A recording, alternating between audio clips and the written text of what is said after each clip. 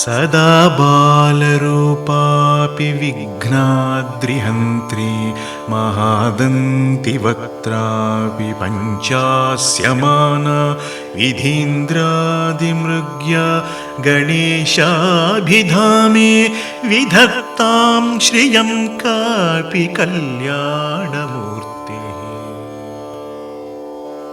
न जानामि शब्दं न जानामि चार्थं न जानामि पद्यं न जानामि गद्यं चिदेकाषडास्या हृदि द्योतते मे मुखान्निस्सरन्ते गिरश्चापि चित्रम्। मयूराधिरूढं महावाक्यगूढं मनोहारिदेहं महच्चित्तगेहं महीदेवदेवं महावेदभावं महादेवबालं भजे लोकपालम्।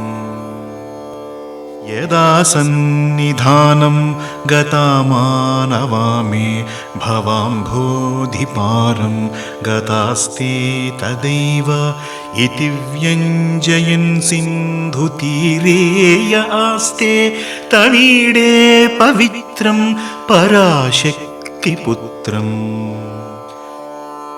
यथाप्थे स्तरङ्गा लयं यान्ति तुङ्गा स्थथैवापदः सन्निधौ सेवतां मे इतीवोर्मिपङ्क्तिर्नृणां दर्शयन्तं सदा भावये हृद् सरोजे गुहन्तम्। गिरो मन्निवासे नरायेधिरूढा स्तदा पर्वते राजते तेधिरूढाः इतीव ब्रुवन् गन्धशैलाधिरूढः सदेवो मुदे मे सदा षण्मुखोऽस्तु। महाम्भोधितीरे महापापचोरे मुनीन्द्रानुकूले सुगन्धाख्यशैले गुहायां वसन्तं स्वभासालसन्तं जनार्तिं हरन्तं श्रयामो गुहन्तम्।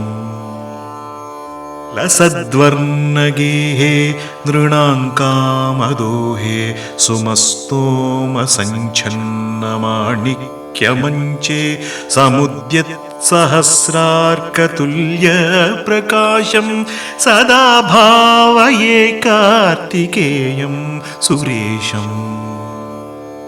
रणध्वंसके मञ्जुलेत्यन्तशोणे मनोहारिलावण्यपीयूषपूर्णे मनःषट्पदो मे भवक्लेशतप्तः सदा मोदतां स्कन्दते पादपद्मे। सुवर्णाभदिव्याम्बरैर्भासमानां क्वणत्किङ्किणीमेखलाशोभमानां लसद्धेमपट्टेन विद्योतमानां कटिं भावये स्कन्दते दीप्यमानाम्। पुलिन्देशकन्या घनाभोगतुङ्ग स्तनालिङ्गनासक्तकाश्मीररागं नमस्याम्यहं तारकारेतवोर स्वभक्तावने सर्वदा सानुरागम्। विधौ क्लुप्तदण्डान् स्वलीलाधृताण्डान् निरस्ते भशुण्डान् द्विषत्कालदण्डान् हतेन्द्रारिषण्डान् जगत्त्राणशौण्डान् सदा ते प्रचण्डान् श्रये बाहुदण्डान्। सदा शारदा षण्मृगाङ्का यदि स्युः समुद्यन्त एव स्थिताश्चेत् समन्तात् सदा पूर्णबिम्बाः कळङ्कैश्च हीना सदा त्वन्मुखानां प्रुवे स्कन्दसाम्यम्। स्फुरन्मन्दहासैः सहंसानि चञ्च कटाक्षावलीभृङ्गसङ्घोज्ज्वलानि सुधास्यन्ति बिम्बा धराणीशसूनो तवालोकये षण्मुखाम्भोरुहाणि विशालेषु कर्णान्तदीर्घेष्वजस्रं दयास्यन्ति शुद्वादशस्वीक्षणेषु मयीषत्कटाक्षः सकृत्पातितस्ये भवेत्ते दयाशील कानामहानिः सुताङ्गोद्भवो मेऽसि जीवेति षड्धा जपन्मन्त्रमीशो मुदा जिघ्रते यान् जगद्भारभृद्भ्यो जगन्नादतेभ्यः किरीटोज्ज्वलेभ्यो नमो मस्तकेभ्यः स्फुरद्रत्नकेयूरहाराभिराम श्चलत्कुण्डलश्रीलसद्गण्डभागः कटौ पीतवासाः करे चारुशक्तिः पुरस्तान्ममास्तां पुरारेस्तनूजः इहायाहि वत्सेति हस्तान् प्रसार्य ह्वयत्यादराच्छङ्करे मातुरङ्कात् समुत्पत्यतातं श्रयन्तं कुमारं हराश्लिष्टगात्रं भजे बालमूर्तिम् कुमारेशसूनो गुहस्कन्दसेना पते शक्तिपाणे मयूराधिरूढ पुलिन्दात्मजाकान्तभक्तार्तिहारिन् प्रभोतारकारे सदा रक्ष मां त्वम् कृतान्तस्य दूतेषु चण्डेषु कोपाद्धः छिन्धिभिन्धीति मान्तर्जयत्सु मयूरं समारुह्य माभैरिति त्वं पुरःशक्तिपाणिर्ममायाहि शीघ्रम् प्रणम्यासकृत्पादयोस्ते पतित्वा प्रसाद्य प्रभो प्रार्थयेनेकवारं न वक्तुं क्षमोऽहं तदानीं कृपाब्धे न कार्यान्तकाले मनागप्युपेक्षा सहस्राण्डभोक्ता त्वया शूरनामा हतस्तारकसिंहवक्त्रश्च दैत्यः ममान्तर्हृदि स्थं मनः क्लेशमेकं न हंसि प्रभो किं करोमि क्वयामि अहं सर्वदा दुःखभारावसन्नो भवान् दीनबन्धुस्त्वदन्यन्न याचे भवद्भक्तिरोधं सदा क्लप्तबाधं ममाधिं धृतं नाशयो मासु तत्त्वम्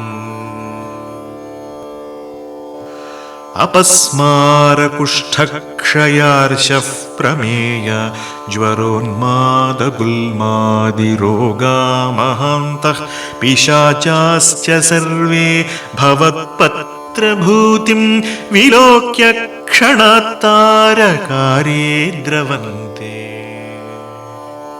दृशिस्कन्दमूर्तिश्रुतौ स्कन्दकीर्तिर्मुखे मे पवित्रं सदा तच्चरित्रं करे तस्य कृत्यं वपुस्तस्य भृत्यं गुहे सन्तुलीना ममाशेषभावा मुनीनामुताहो नृणां भक्तिभाजामभीष्टप्रदाः सन्ति सर्वत्र देवाः नृणामन्त्यजानामपि स्वार्धदाने गुहाद्देवमन्यं न जाने न जाने कळत्रं सुता बन्धुवर्गः पशुर्वा नरो वाधनारी गृहे ये मदीया यजन्तो नमन्तस्तुवन्तो भवन्तं स्मरन्तश्च ते सन्तु सर्वे कुमारा। मृगाः पक्षिणो दंशकाये च दुष्टास्तथा व्याधयो बाधके ये मदङ्गे भवच्चक्तितीक्ष्णाग्रभिन्नाः सुदूरे विनश्यन्तु ते चूर्णितक्रौञ्च शैला। जनित्री पिता च स्वपुत्रापराधं सहेतेन किं देवसेनाधिनाथ अहं चातिबालो भवान् लोकतातः क्षमस्वापराधं समस्तं महेश। भुजङ्गाख्यवृत्तेन क्लप्तं स्तवं यः पठेद्भक्तियुक्तो गुहं सम्प्रमण्य सपुत्रान् कळत्रं धनं दीर्घमायुर्लभेत् स्कन्दसायुज्यमन्तेन रसः।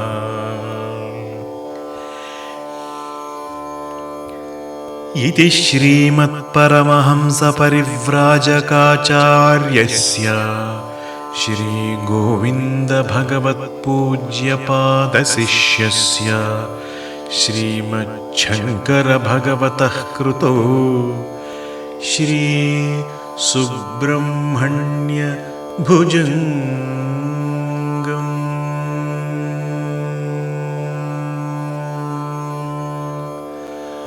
हरिः ओम्।